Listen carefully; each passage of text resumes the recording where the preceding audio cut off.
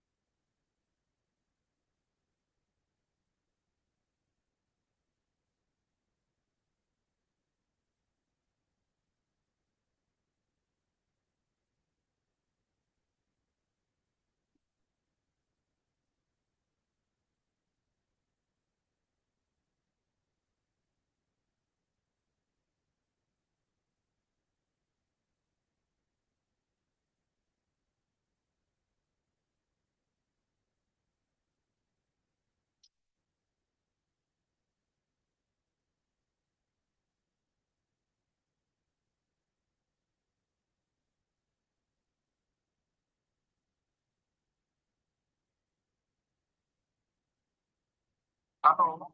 हाँ बेटे, हो गया कोई? कौन है?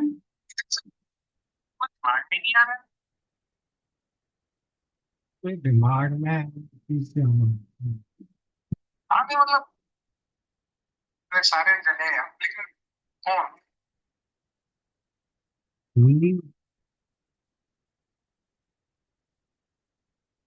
किससे बात करो?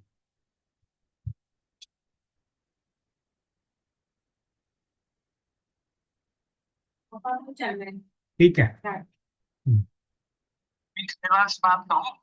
किससे? अभी खलीवाल से भी फोन आया था उसका। नवीन देलवाल अपने? हाँ। पेट्रोल पंप वाला? हाँ। अरे नहीं यार, उसे काहे के लिए वहां से गर्मी में? हाँ? नहीं नहीं, किसी और को देखो जो छोटा छोटा सा काम है, उसमें कोई ऐसा तो है नहीं कि बाद में टेस्टिंग विटनेस की कोई वो करानी पड़ती है, गवाही ववाही। हम्म।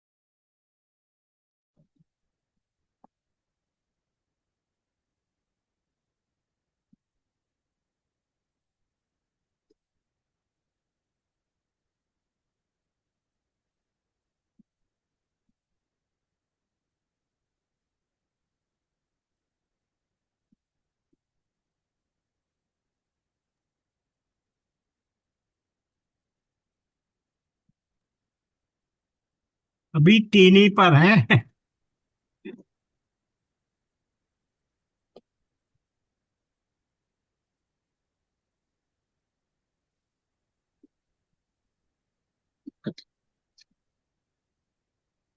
चलो, कुमकुम गोयल आ गई है।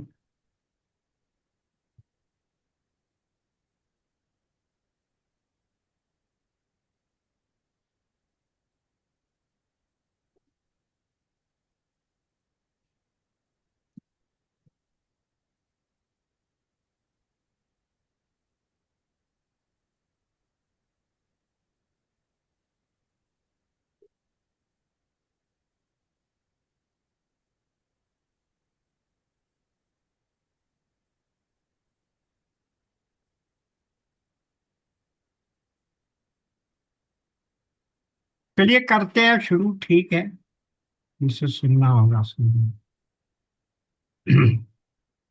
कृष्णाय वासुदेवाय हरे परमात्मने प्रणतक प्रणतनाशाय गोविंदाय नमो नमः। गुरुर्ब्रह्मा गुरुर् विष्णु गुरुर्देव महेश्वर गुरु। गुरु साक्षात् परब्रह्म तस्मै श्री गुरुवे नमः। श्री गुरुवे नमः। पिछले सेशन में 24 को हुआ था, हमने 28वां श्लोक कर लिया था। जी 29 है अभी। 29 पर है हम लोग। और ये बता क्या रहे हैं इसमें? ये बता रहे थे साधन चतुष्टय के बारे में बता रहे थे, उनके अलग अलग जो छह वो हैं, वो बताए जा रहे थे। तो हम्म अब हम 28 भी कर लिया था, शायद नहीं हुआ है, भी नहीं हुआ है। हम्म तो 28 में क्या कह रहे हैं? मंद मध्यम रूपाय वैरागेण समाधिना प्रसादेन गुरु सेयम प्रवृद्धा सूयते फलम। अगर साधक के अंदर मुमुक्षा, मोक्ष प्राप्त करने की इच्छा यदि मंद और मध्यम भी हो, तब भी गुरु की कृपा, वैराग्य और शम दम आदि षट संपत्ति के सहारे वो तीव्र होकर अभीष्ट फलदायिनी हो सकती है। तो ये क्यों कह रहे हैं ऐसा? कि यदि शम दम आदि को जीवन में उतारने का प्रयास हो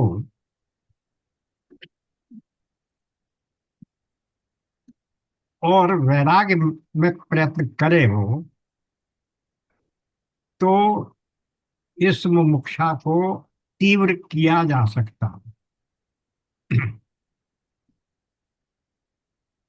विवेक जब जागृत होता है वैराग्य के बाद, तब क्या होता है? सत और असत में विवेक करके असत को त्यागने की इच्छा पैदा हो जाती है। तो फिर असत को त्यागने में, असत्य को त्यागने में, जो धर्म नहीं है अधर्म को त्यागने में, संसार को त्यागने में फिर कोई कठिनाई नहीं प्रतीत होती। और अभ्यास द्वारा इन सब का पालन करना सहज हो जाता है। इसलिए ये कहा जा सकता है कि साधन चतुष्टय के ये चारों गुण एक दूसरे से संबंधित हैं। यदि किसी एक का विकास होगा, तो दूसरे स्वयं अपने आप विकसित होने लगेंगे। मान लो किसी की मुमुक्षा मंद है, तब भी उसके लिए निराश होने का कोई कारण नहीं है। वो इनमें से किसी भी एक को पकड़ ले, तो उसी एक के विकास का प्रयास करे, तो उसका प्रयास करने के लिए उसे उससे पहले की स्थिति प्राप्त करनी पड़ेगी। क्योंकि ये जो बताई जा रही है ये एक क्रमिक विकास है। जैसे कहा गया पहले क्या कहा गया? विवेक। और विवेक के बाद वैराग्य कहा। तो विवेक के बाद वैराग्य क्यों कहा?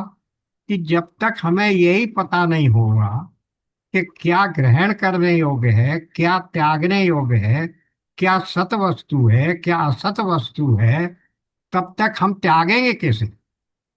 तो जैसे ये विवेक आ गया, तो नेक्स्ट स्टेप क्या आया? वैराग्य आ गया कि इन इन वस्तुओं को आप त्याग दो। अब इन वस्तुओं को त्यागने के बाद भी अब हमारा शरीर तो रह गया, हमारे मन में श्रम इंद्रियां भी हैं, मन भी है। अब इन सबका नियंत्रण करना पड़ेगा। तो जब इनका नियंत्रण करने जाओगे, तब फिर आपको तितिक्षा भी करनी पड़ेगी, क्योंकि संसार में रहोगे तो फिर कठिनाइयां आएंगी, विचलन के उद्देश्य प्राप्त होंगे। तो इस प्रकार से एक से दूसरे, दूसरे से तीसरे होते हुए हम मुमुक्षा तक पहुंच जाते। तो ये एक दूसरे से संबंध है इनका। अब हम आ गए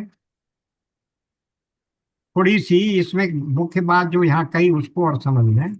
ये क्यों कहा उन्होंने कि गुरु के प्रसाद से, गुरु की कृपा से ये मंद मुमुक्षा भी कैसी हो जाएगी? ये मंद मुमुक्षा भी तीव्र हो जाएगी। क्यों हो जाएगी वो देखिए। जो सच्चा गुरु होता है वो अपनी कृपा का प्रसाद कम या ज्यादा नहीं बांटता। गुरु के लिए सब शिष्य एक से ही होते हैं। बल्कि ये कहना चाहिए कि गुरु गुरु के द्वारा तो अपनी कृपा के माध्यम से, गुरु की कृपा तो सब पर बराबर बरस रही है। गुरु तो देने के लिए तत्पर है ही। उसे कुछ आपसे प्राप्त करना नहीं है जिसके बदले में वो देगा। तो फिर किसी को कम और किसी को ज्यादा क्यों मिल रही है उसकी कृपा? कृपा का अर्थ क्या है? उससे प्राप्त होने वाला ज्ञान। क्योंकि गुरु और क्या दे सकता है? भौतिक संपत्ति तो उसके पास है नहीं। और जो उसने अपने आप में सिद्धि प्राप्त की है उसे वो दे नहीं सकता। तो क्या दे सकता है? वो केवल ज्ञान दे सकता है। और कौन सा ज्ञान दे सकता है? ब्रह्म ज्ञान, आत्मज्ञान, तत्व ज्ञान। यही उसने जीवन में अर्जित किया है। तो वो देने के लिए तो वो तत्पर है ही। अब ये किस पर निर्भर करता है? पात्र की, शिष्य की अपनी कितनी पात्रता है, उसकी अपनी कितनी श्रद्धा है, उसमें कितनी लगन है, जिसके कारण से वो गुरु से क्या प्राप्त कर सकता है। तो गुरु को देना नहीं है, गुरु से पाना है। गुरु तो सर्वत्र ही देने को तैयार है। अब देने वाले पात्र के उस पर ये निर्भर करता है कि उसने कितना समेटा। जैसे एक कहीं मैं पढ़ रहा था, दृष्टांत दिया जा रहा था कि एक आश्रम में, भंडारे में खीर बनी थी, खीर बांटी जा रही थी। एक व्यक्ति वहां बाहर खड़ा हुआ देख रहा था। उसने देखा कुछ लोगों को तो एक लोटा भर भर के खीर दी जा रही है और कुछ को छोटे से दोने में दी जा रही है। तो उसने गुरु से पूछा कि ऐसा भेदभाव क्यों है? तो गुरु ने क्या कहा? भैया जो जैसा पात्र लेकर आया था उसको उस हिसाब से दे दी गई। जो बड़ा पात्र लेकर आया था उसे एक लोटा भर खीर दे दी, और जो केवल दोना ही लेकर आया था उसे इससे अधिक क्या प्राप्त हो सकता। इसको एक दूसरे उदाहरण से समझिए। अग्नि में दाहकता सबके लिए बराबर चल रही है। ठंड पड़ रही है, कुछ लोग अग्नि के पास बैठे हुए हैं, उन्हें तो पूरी आराम मिल रहा है, और जो लोग दूर बैठे हैं वो कहेंगे अरे बड़ी ठंड है, अग्नि से ठंडक गर्मी ही नहीं आ रही। अरे भाई, तुम जब अग्नि का सानिध्य प्राप्त करने की चेष्टा नहीं करोगे तो तुम्हें अग्नि से दाहकता कहाँ प्राप्त होगी। जब तक तुम गुरु के निकट नहीं आओगे, तद विधि प्रणिपातेन परिप्रश्नेन सेवया, तब तक गुरु से प्राप्त क्या होगा। गुरु तो देने के लिए बैठा ही है। उपदेक्षन्ति ते ज्ञानम, ये तो भगवान का आदेश है गुरु के लिए। तो ये मुख्य बात है कि ऐसा होने से ये हुआ कि गुरु के पास रहकर अपनी पात्रता बढ़ाने से आप अपनी मंद मुमुक्षा को भी तीव्र कर सकते हैं। और इसके लिए जितना वो सादा साधन चतुष्टय संपन्न होगा, उतनी ही उसकी पात्रता गुरु से प्राप्त करने की अधिक होगी। अब आ गया श्लोक 29। वैराग्यम च मुमुक्षुत्वम तीव्रम यस्य तु विद्यते तस्मिन्नेवार्थवन्तः स्युः फलवन्तः समादयः।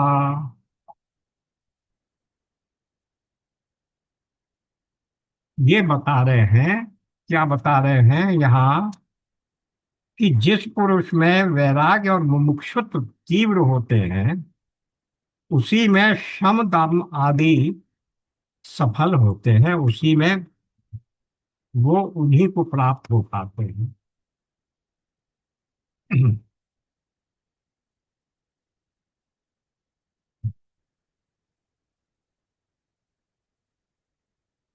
अब यहाँ चिन्मयानंद जी ने जो लिखा है इसकी व्याख्या में, बहुत से ऐसे साधक हैं जो लंबे समय से शम दम आदि 6 गुणों का अभ्यास करते आ रहे हैं।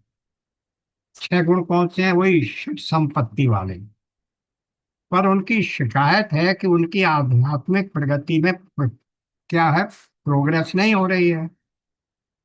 वेदांत का अभ्यास नैतिक शिक्षा नहीं है। बहुत से लोग पूछते हैं कि हम ईमानदारी का जीवन जीते हैं, तो क्या इसके माध्यम से पूर्णता तक नहीं पहुंच सकते। इस प्रकार के प्रश्न आए दिन पूछे जाते हैं, और लोग या तो भ्रम के कारण या फिर मानसिक थकान या ऊब के कारण शास्त्र अध्ययन करना नहीं चाहते। ऐसे लोग कहते हैं मैं कर्तव्यनिष्ठ हूँ, ईमानदारी से कमाता हूँ, अपने घर और आश्रितों की देखभाल भी करता हूँ, जहां तक संभव हो पाता है उदारता पूर्वक दान भी करता हूँ। मैं तो समझता हूँ कि तथाकथित धार्मिक अथवा आध्यात्मिक पथ पर चलने वाले लोगों की अपेक्षा मैं श्रेष्ठ हूँ। ये हर आदमी के मन में इस तरह के में रहता है जिसने शास्त्र को और वेदांत के अध्ययन को करने की चेष्टा नहीं की। वो समझ रहा है इस तरह का नैतिक आचरण ही अपने आप में उसे ज्ञान प्रदान कर देगा। इस प्रकार की गलत धारणा को यहाँ श्री शंकराचार्य क्या कर रहे हैं, समाप्त कर रहे हैं। क्या कहते हैं, ये कह रहे हैं जब तक शम दम उपरति आदि उस व्यक्ति में ही फलीभूत होंगे जिसमें विवेक जनित वैराग्य उत्पन्न होता है, और जिसमें इस नश्वरता से मुक्त होने की तीव्र इच्छा जागृत हो गई हो, जो ईमानदारी से जीवन जीने की घोषणा करते हैं, उनमें से कुछ से मैं मिला हूं। ये चिन्मयानंद जी कह रहे हैं। उनकी नियति बड़ी काल्पनिक रही है। वे भोग विलास की दुनिया में जीते हैं, धन, सत्ता, लोकप्रियता, भोग आदि की मृग मरीचिका के पीछे दौड़ते हैं। यद्यपि ये सच है कि आय के उनके स्रोत बिल्कुल उचित हैं, कोई ब्लैक मनी नहीं कमा रहे हैं, फिर भी जीवन में उनका लक्ष्य सदैव निम्न और अनित्य व सीमित रहा। ये सब निम्न लक्ष्य है, सीमित लक्ष्य है। पैसा कमाना, समाज में प्रतिष्ठा प्राप्त कर लेना, यही तो लोकेशना है। वो तीनों ऐषणाओं से मुक्त नहीं है। इसलिए अपनी जीवन यात्रा में जब कभी उनको चुनौतियों का पहाड़ लांघना हो, वे हताश होकर और थक कर बैठ जाते हैं, क्योंकि अभी उन्होंने दूसरे प्रकार का जीवन कैसे जिया जाता है अनुभव ही नहीं किया है। और फिर दर्शन और शास्त्रों को दोष देने बैठ जाते हैं, क्योंकि उनके तथाकथित, जिसको वो आध्यात्मिक जीवन कह रहे हैं, ईमानदार, सॉरी, पवित्र जीवन कह रहे हैं, ईमानदार जीवन कह रहे हैं, उसकी परिणति आध्यात्मिक विकास में नहीं हुई है। वे परिस्थितियों के परिवर्तन को झेल नहीं पा, बिना आध्यात्मिक शक्ति के, ये ध्यान देने की बात, कोई भी जीवन की चुनौतियां या परिस्थितियों के आक्रमण को धैर्य पूर्वक सहन नहीं कर सकता। इसीलिए तो तितिक्षा है वहां। षट संपत्ति में शम दम के बाद क्या आ जाती है? तितिक्षा आ जाती है। तितिक्षा क्या है? जीवन में आने वाले विचलित करने वाले उद्वेगों को बिना किसी विचलन के सहन करना, ये तितिक्षा है। जब तक, और इनको सहन क्यों किया जाए? क्योंकि ऐसा सब करने के मुझे लिए मुझे मोक्ष प्राप्त होगा। और मोक्ष प्राप्ति के लिए विवेक और वैराग्य दोनों ही महत्वपूर्ण शर्त हैं, प्री कंडीशन हैं। अब आगे बोल रहे हैं, जिसमें वैराग्य और मुमुक्षुता दोनों ही मंद हैं, वैराग्य और मुमुक्षुता, वहां तो श्रम आदि गुण भी वैसे निष्प्रभावी हो जाते हैं जैसे मरुस्थल में जल की प्रीति। मरुस्थल में जल प्रतीत तो हो रहा है, पर प्राप्त नहीं हो रहा। वो सारा प्रयत्न व्यर्थ जा रहा है। मृग दौड़ता चला जा रहा है, अब यहाँ नहीं, आगे जल मिलेगा, कब उसे फिर आगे भी देखता, पर वो केवल भ्रम है। उसे प्राप्त होने वाला कुछ नहीं है, क्योंकि वहां जल की एक बूंद भी नहीं है। इसी तरह जिनमें अनित्य और असत्य के प्रति वैराग्य नहीं जागा और मोक्ष के प्रति इच्छा नहीं जागी, इनमें श्रम दम आदि गुण विकसित हो ही नहीं सकते। और उनमें ऐसा कुछ दिखे भी तो वो थोड़ा भ्रम है।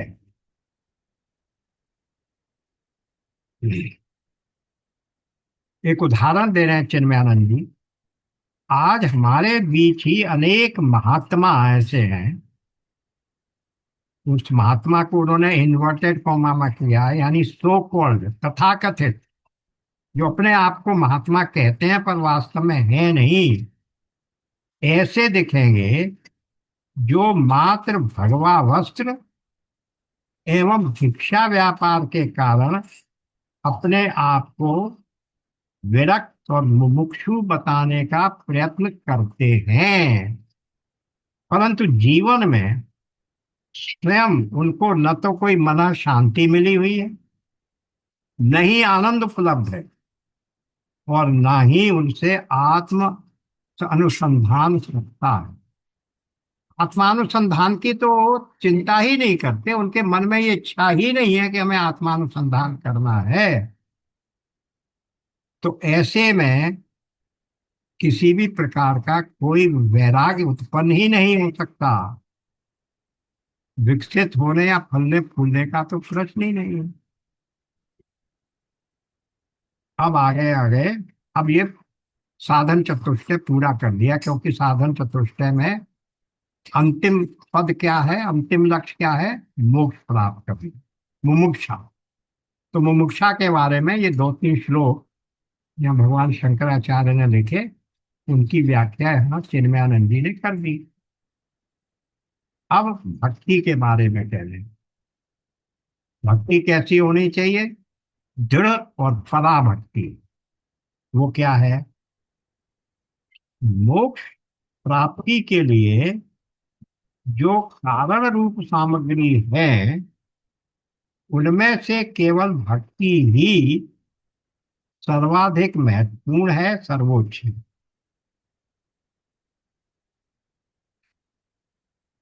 ये पुस्तक तो सबके पास उपलब्ध है ना, चाहे गीता प्रेस वाली हो या चिन्मय मिशन की हो, कोई सी भी बुक नहीं है तो कुछ समझ में नहीं आएगा कुछ भी, क्योंकि कहा क्या कहा जा रहा है, क्या लिखा है, उसी की तो व्याख्या हो रही है।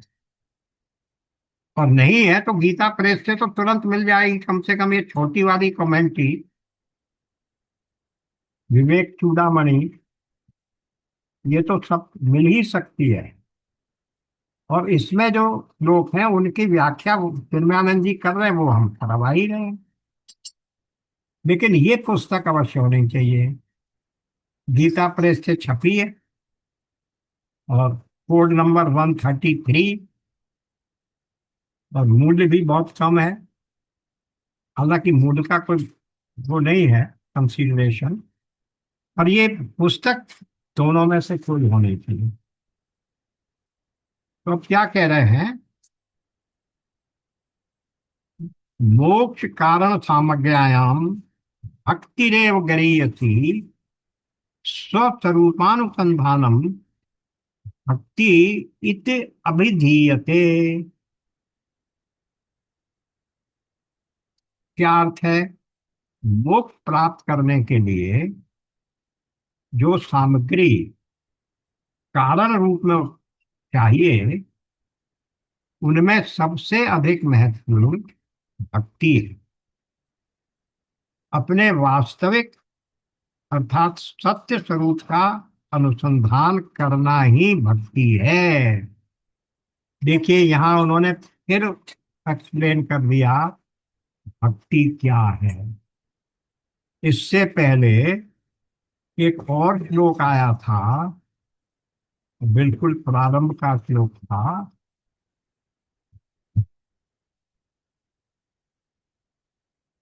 हाँ बेटा, अच्छा,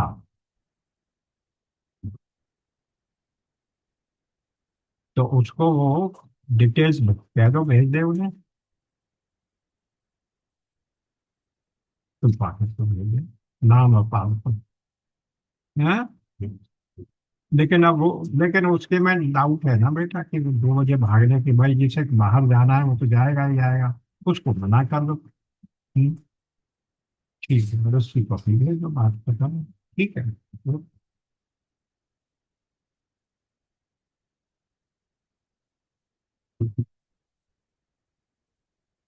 नारायण नारायण, फिर से शुरू करते हैं।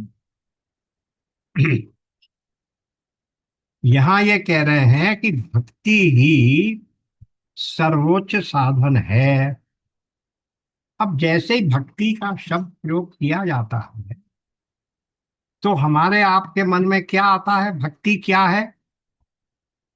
भगवान के मंदिर में जाकर दर्शन करना, नित्य प्रति भजन करना, अपने घर के भगवान के अभिषेक करना, पोशाक पहनाना, भोग लगाना, घंटी बजाना, दीपक जलाना, इसी सब को तो हम भक्ति मानते हैं।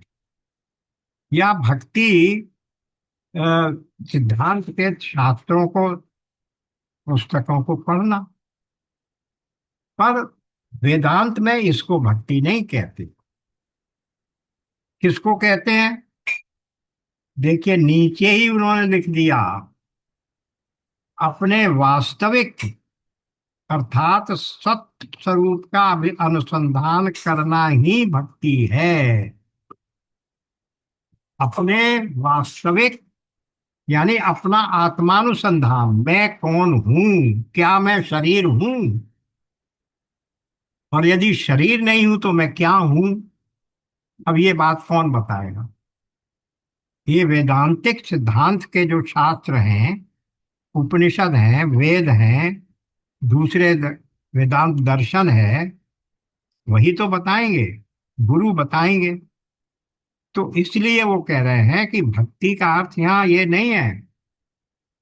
तो फिर मोक्ष प्राप्त करने का सबसे बड़ा साधन क्या बता रहे हैं?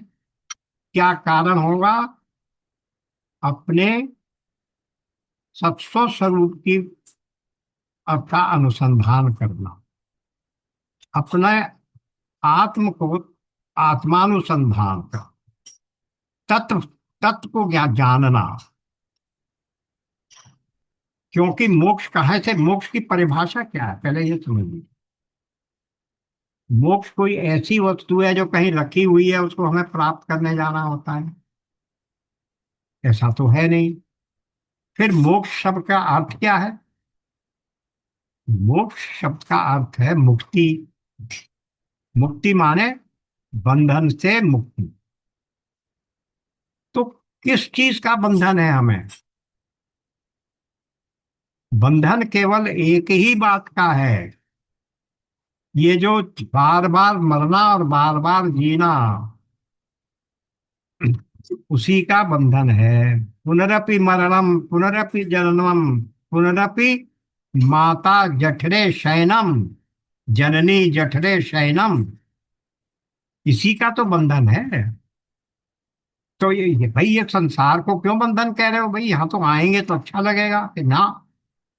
गीता में भगवान ने क्या कह दिया? अशाश्वतम, और दूसरा अनित्यम। अनित्य है, सदा रहने वाला नहीं है, और अशाश्वत है। दूसरी जगह क्या कह दिया? दुखालयम, और अशाश्वतम। तो ये तो दुखालय है। तो इस दुखालय में हमें बार बार आना पड़े, एक व्यक्ति को यदि बार बार जेल में आना पड़े, जेल के दुख उठाने पड़े, तो वो क्या चाहेगा भाई? मुझे इससे मुक्ति मिल जाए।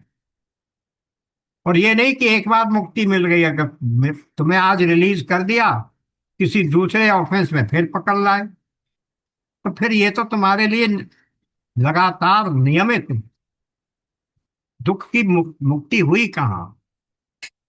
इसलिए मोक्ष का अर्थ केवल इतना है कि हमें इस दुखालय में, अशाश्वत जगत में बार बार नहीं आना पड़े, इसको मुक्ति कहते हैं। तो वो कैसे नहीं आना पड़ेगा? जब तक हम अपने वास्तविक स्वरूप को समझकर संसार की आसक्तियों को नहीं छोड़ेंगे, तब तक तो वो, वही सूत्र फिर से याद कर लीजिए। अविद्या, कामना और कर्म। अविद्या के कारण हम इस संसार को वास्तविक और सत्य समझ रहे हैं, इसलिए उस संसार की वस्तुओं की कामना करते हैं, और उन संसार की वस्तुओं की कामना करने के बाद उन्हें प्राप्त करने के लिए कोई ना कोई प्रयत्न करना पड़ता है। वो अच्छा होगा या बुरा होगा, उसको भोगना पड़ेगा। क्योंकि अवश्य भोक्तव्यम क्या है? जो कृत कृत कर्म अवश्य भोक्तव्यम, शुभाशुभ कर्म, कृत कृत शुभाशुभ कर्म अवश्यम भोक्तव्यम। जो शुभ और अशुभ कर्म किए हैं वो अवश्य भोक्तव्य हैं। तो उनको भोगना पड़ेगा, तो शरीर देना पड़ेगा। इसलिए ये कह रहे हैं कि अगर मोक्ष की प्राप्ति करनी है तो अपने स्वरूप का, अपनी वास्तविकता का ज्ञान प्राप्त करना पड़ेगा। उस ज्ञान से क्या होगा? ज्ञान से प्राप्त होगा ये कि जो वो है वही तू है, तत् त्वम असि, अहम ब्रह्मास्मि। मुझ में और तुझ में भेद नहीं है।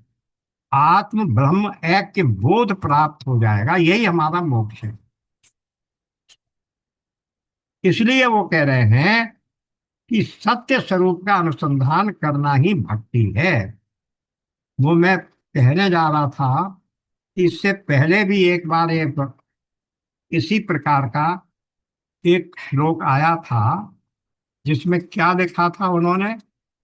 इसमें लिखा था कि भगवान की कृपा से हमें वो मिल जाता है। देखिए, हम्म आ, आत्म के बिना मुक्ति के, कौन से श्लोक में आया? हाँ, ये देखिए, श्लोक संख्या 3।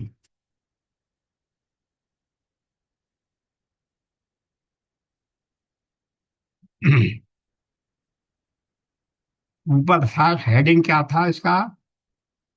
दुर्वयम दुर्लभम त्रयम एवं देवानुग्रह हेतुकम, मनुष्यत्व मुक्ति के लिए उत्कट अभिलाषा मुमुक्षुत्वम, और किसी महात्मा का आश्रय प्राप्त हो जाना, ये तीनों ही दुर्लभ हैं।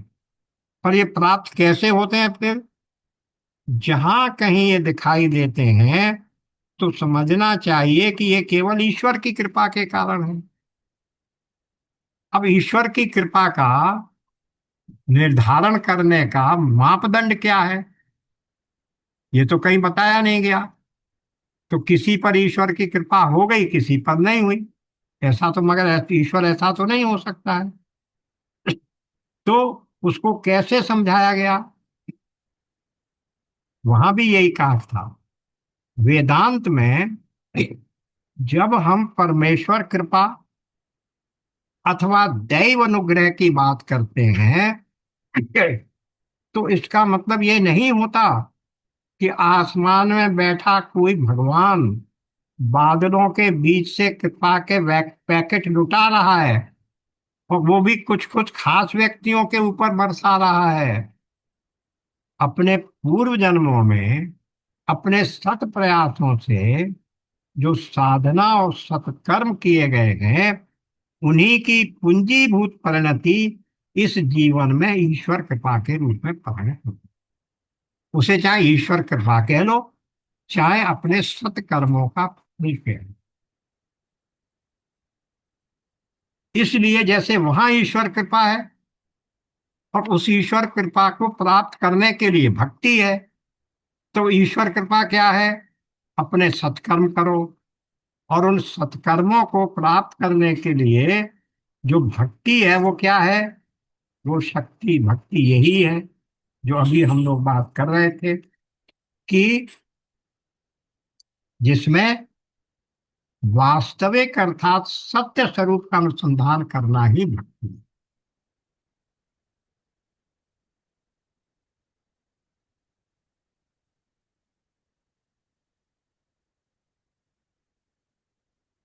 वेदांत के अनुसार ज्ञान मार्ग में आत्म विचार करना ही मुक्ति का मार्ग है। इस श्लोक की व्याख्या करते समय ट्रांसलेशन तो, शाब्दिक अर्थ तो यही आएगा कि भक्ति ही सबसे बड़ी साधन है, मुख्य साधन है। पर वो भक्ति का अर्थ क्या है, वो जब उसका वेदांतिक इंटरप्रिटेशन करेंगे तब यही आएगा कि ज्ञान मार्ग में आत्मविचार करना ही मुक्ति का मार्ग है। आचार्य शंकर ध्यान के उस सूक्ष्म अभ्यास साधना को इंगित करने के लिए एक सुप्रचलित पद का प्रयोग करते हैं। क्या है? वो क्या है? शंकराचार्य कहते हैं कि भक्ति उत्तम पथ है, परंतु भक्ति पद के समझने के लिए वे कुछ और बात भी जोड़ते हैं। उनके सिद्धांत के अनुसार किसी महान लोकों से भी ऊपर रहने वाली शक्ति के चरणों पर बैठकर भीख मांगते रहना भक्ति नहीं है। हम लोग मंदिर में जाके क्या करते हैं ये बताइए? 99.9% कुछ ना कुछ मांगने के लिए जाते। भगवान मुझे ये प्राप्त हो जाए, मेरे पुत्र को ये प्राप्त हो जाए, मेरी पत्नी की तबीयत ठीक हो जाए, मुझे संपत्ति मिल जाए, मुझे पद मिल जाए, मैं मिनिस्टर बन जाऊं, इत्यादि इत्यादि। जो अनंत कामनाएं हैं उन्हीं कामनाओं की प्राप्ति के लिए, पूर्ति के लिए हम भगवान से जाकर भीख मांगते हैं। वही उसी को हम भक्ति मानते हैं।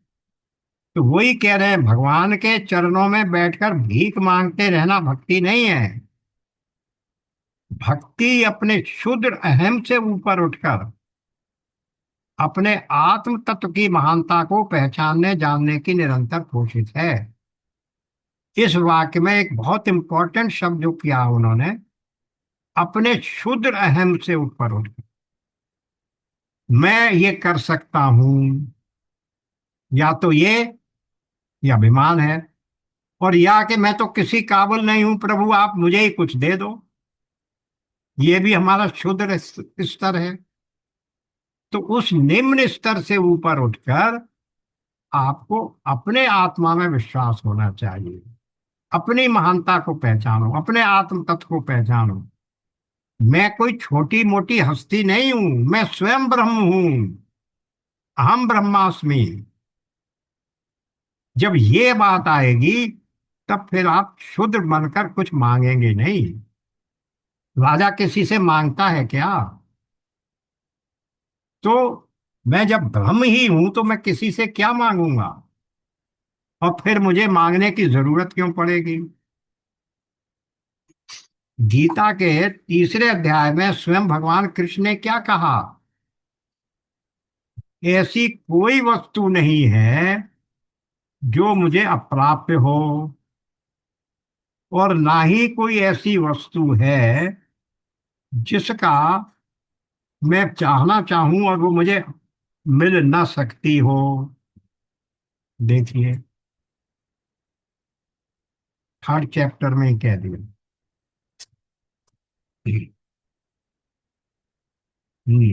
क्या कहा? ये देखिए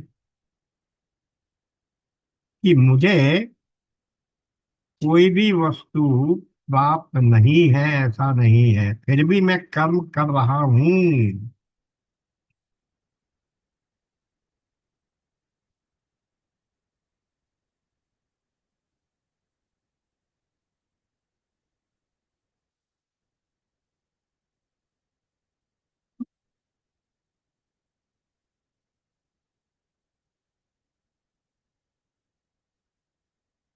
हाँ, ये देखिए, न मे पार्थास्ति कर्तव्यम त्रिषु लोकेषु किंचन। मेरे लिए तीनों लोकों में कुछ भी कार्य करने को नहीं है, फिर भी मैं, और ना ही कोई, नान वास्तव वाप्तव्यम वर्त एव च कर्मणि, और ना कोई भी प्राप्त योग करने योग्य वस्तु अप्राप्त है। मैं कोई भी वस्तु को प्राप्त करना चाहूं या जिसे प्राप्त करने योग्य समझूं तो वो मुझे प्राप्त नहीं, अप्राप्त नहीं है, मैं प्राप्त कर सकता हूं, फिर भी मैं कर्म ही में ही बरत रहा हूं। तो जो बात यहां से चली वो ये थी कि मैं अगर आत्मा हूं तो मुझे तो कुछ भी अप्राप्त नहीं है, परंतु मुझे किसी वस्तु को प्राप्त करने की कामना ही नहीं है, क्योंकि मैं स्वयं में पूर्ण हूं। ये बात क्यों पूर्ण हूं? सत्य चित आनंद स्वरूप हूं। जब मैं आनंद में रह रहा हूं तो मुझे किसी अब दूसरी वस्तु की आवश्यकता क्या है? किसी भी वस्तु की आवश्यकता आपको क्यों पड़ती है कि मुझे इससे आनंद प्राप्त होगा, मुझसे इससे श्रेय प्राप्त होगा, मुझे इससे समाज में प्रतिष्ठा होगी? लेकिन यदि ये सब आपको प्राप्त है, क्योंकि आप स्वयं ही ब्रह्म हैं, आप स्वयं ही पूर्ण हैं, तो किसी वस्तु की कामना क्यों होगी? यही वो कह रहे हैं कि इसलिए किसी भी प्रकार की कामना उसमें है ही नहीं। उनके मतानुसार अपने शुद्ध अहम से ऊपर उठकर अपने आत्म तत्व की महानता को पहचानने जानने की निरंतर कोशिश का ही नाम भक्ति है।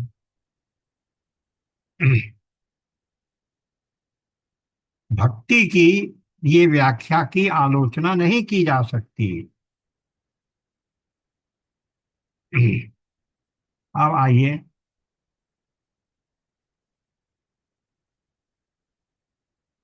इसके बाद हम आ गए लोग। ये था हमारा श्लोक 31। या हेडिंग तो है उसका दृढ़ भक्ति और परा। तो परा भक्ति और दृढ़ भक्ति एक ही बात है।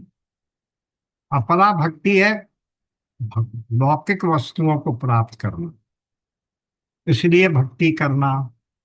और परा भक्ति क्या है? अपने ही ज्ञान को, अपने वास्तविक ज्ञान को, अपने वास्तविक सत्ता को पहचानने के लिए प्रयत्न करना, वो परा भक्ति है। तो अब आ गए हम 32nd। उसी को आगे बढ़ा रहे हैं जो बात कह चुके हैं।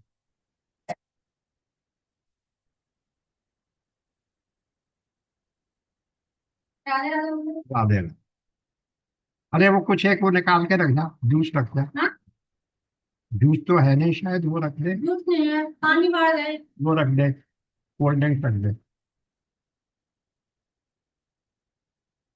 अब ये कह रहे हैं भक्ति अपने आत्म तत्व का अनुसंधान ही है। अब आगे आ ही गया स्वयं। ये श्लोक 31 में उन्होंने कहा भक्ति सबसे बड़ा साधन है, मुख्य साधन है, श्रेष्ठ साधन है। किसने कहा ये? आचार्य शंकर ने, क्योंकि ये पुस्तक आचार्य शंकर की लिखी हुई है। तो श्लोक 31 में वो कह रहे हैं कि भक्ति ही सबसे बड़ा साधन है। लेकिन श्लोक 32 में अब क्या कह रहे हैं? उसी को समझा रहे हैं। भक्ति अपने आत्म तत्व का अनुसंधान ही है। जो बात वहां भी हम लोगों ने कही, वो यहाँ ऑलरेडी कह दी गई। स्वात्म तत्व अनुसंधानम भक्ति। अपने आत्मा को का अनुसंधान करना ही भक्ति है। इसलिए जो उक्त साधनों से संपन्न है, कौन से साधन? वही साधन चतुष्ट, और जिसमें आत्म तत्व जानने की इच्छा है, यानी मुमुक्षा प्राप्त करना चाहता है, उसे तो बंधन मुक्ति के लिए, मोक्ष के लिए गुरु के जो ब्रह्मनिष्ठ है पास जाकर भक्ति भाव से उनकी सेवा करनी चाहिए। ये श्लोक क्या हो गया? ये श्लोक हो गया गीता के 4.37 का ज्यों का त्यों ट्रांसलेशन। तद विद्धि प्रणिपातेन परिप्रश्नेन सेवया। वहां जाओ और उनकी सेवा करो, उनके प्रणिपात करो। तब उनसे क्या प्राप्त होगा? उपदेक्षन्ति ते ज्ञानम ज्ञानिनः तत्वदर्शिनः। तब वो ज्ञानी लोग, तत्वदर्शी लोग, श्रोत्रिय ब्रह्मनिष्ठ लोग, विद्वान तुम्हें उपदेश करेंगे, वो तुम्हें ज्ञान का उपदेश करेंगे। वही बातें यहाँ कह रहे हैं कि जिसको ऐसी मोक्ष की कामना है, वो ज्ञान प्राप्त करना चाहता है, तो उसे तत्वदर्शी गुरु के पास जाना चाहिए, ब्रह्मनिष्ठ है, और आगे गुरु कहाँ है आना, भक्ति भाव से उनकी सेवा करनी चाहिए।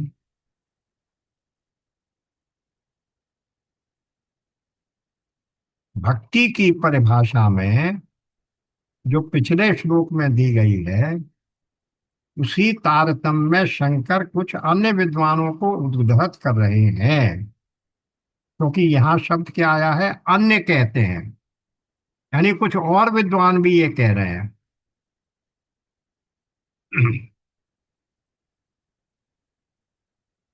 असली भक्ति तो अपने स्वयं के आत्म तत्व की सतत अनुभूति ही है, उसी के निरंतर बोध में है।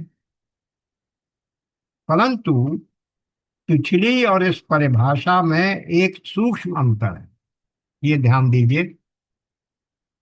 पहली वाली परिभाषा आपको उस पथ का निर्देशन करती है जिसके माध्यम से, जिसका अनुसरण करके भक्ति प्राप्त होती है। अब ये प्रेम, अब ये परिभाषा आत्म तत्व को ही अपना लक्ष्य घोषित करती है। आत्म तत्व को प्राप्त करने का पहले अपना लक्ष्य बनाइए, उसको इस रास्ते पर चलिए और उसी को लक्ष्य मानिए। तो दैनिक जीवन व्यवहार में भी किसी भी कर्म के प्रति समर्पित रहने को भक्ति ही कहा जाता है। समर्पित पत्नी, समर्पित पुत्र, समर्पित पति या भक्त सिद्ध आदि के उदाहरण हमारी भाषा में प्रयोग किए जाते हैं। बड़े भाई वो तो बड़ा पत्नी भक्त है। पत्नी भक्त का क्या अर्थ है? डेडिकेटेड टू हिज वाइफ, वो समर्पित है। वो पुत्र बड़ा पितृ भक्त है, तो यही तो कहेंगे पिता को भक्ति है। पितृ भक्त का मतलब डेडिकेटेड है, उनको समर्पित है, तो यही कह रहे हैं कि वो, उसको यही मान लीजिए कि ये भक्ति कहने का तात्पर्य है उसके प्रति पूर्णतः समर्थ हो, समर्पित होना। किसके प्रति? अपने ही आत्म तत्व के प्रति, उसी की खोज करना है, उसी का अनुसंधान करना है।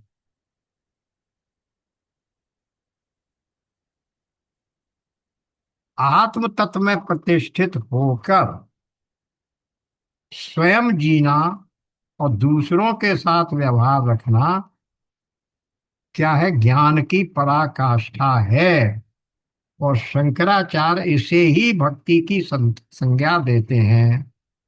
वे भक्ति को साधन और साध्य दोनों ही मानते हैं।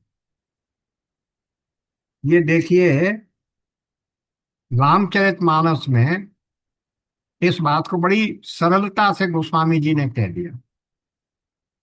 भरत जी से पूछा कि आपका लक्ष्य क्या है, तो उन्होंने कहा रामचरण गति, रामचरण अनुरति, भगवान राम के चरणों में मेरी रति रहे, अनुरति, बार बार अनुरति है।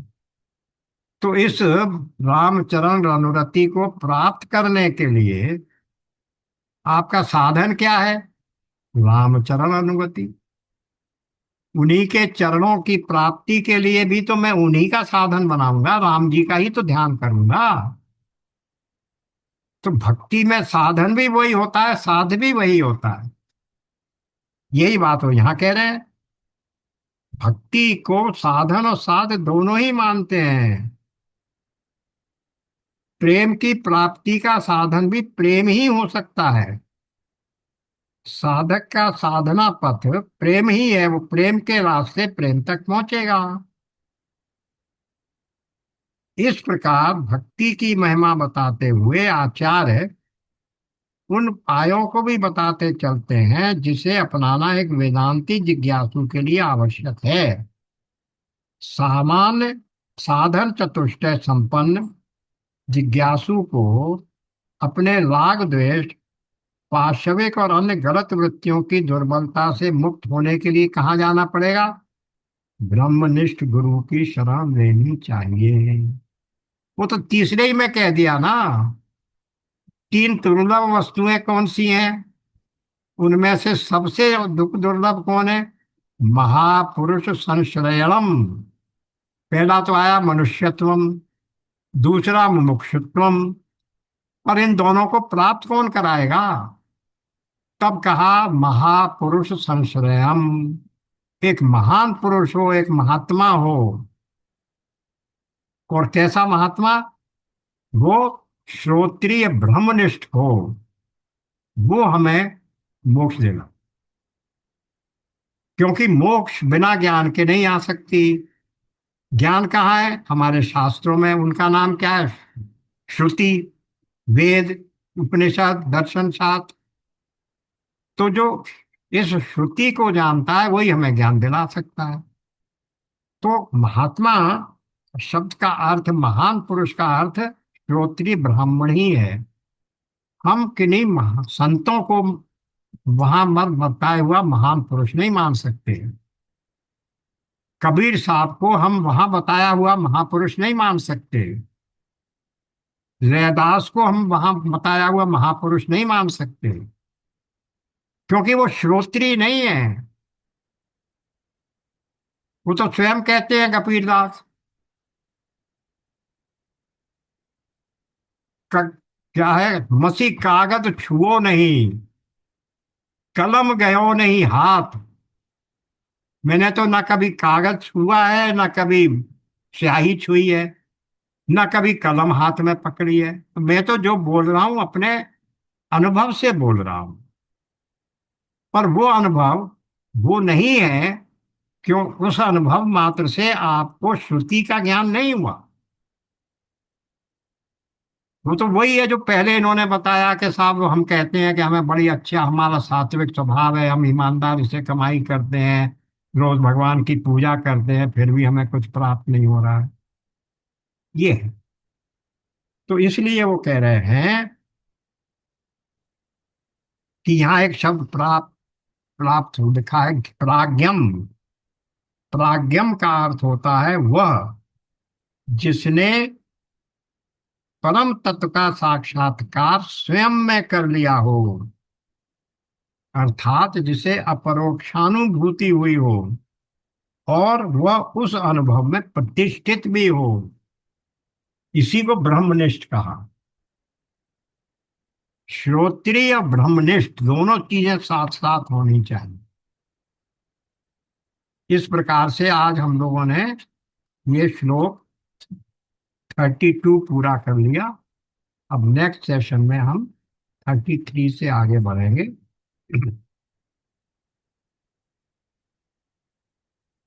ओम पूर्णमदः पूर्णमिदं पूर्णात् पूर्णमुदच्यते पूर्णस्य पूर्णमादाय पूर्णमेवावशिष्यते। ओम शांति शांति शांति। चलिए, राधे राधे, नारायण नारायण। राधे राधे। राधे राधे।